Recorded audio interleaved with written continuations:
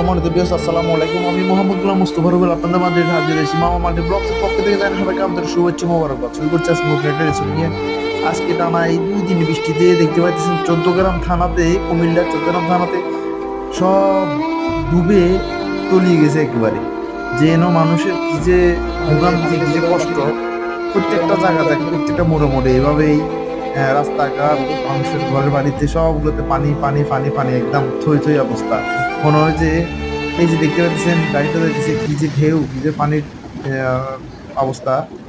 এভাবে ভাঙ্গিয়ে ভাঙ্গিয়ে অনেকগুলো বাড়িঘর ভাঙি গেছে গা, মানুষের ডেলা, তো নোয়াখালী ভাষা বলে আর কি, ডেলা সব ভাঙ্গি পানিতে তলে গেছে গা। এগুলো দেশের পরিস্থিতি। এর ভিতরে কোটা আন্দোলনের চলতেছে, মানুষের কষ্টের ভোগান্তির কোন শেষ নাই। মানুষ মারতেছে, বিনা দোষে বিনা অপরাধে ছাত্রদেরকে মারি ফেলতেছে, মানুষকে নির্যাতন করতেছে।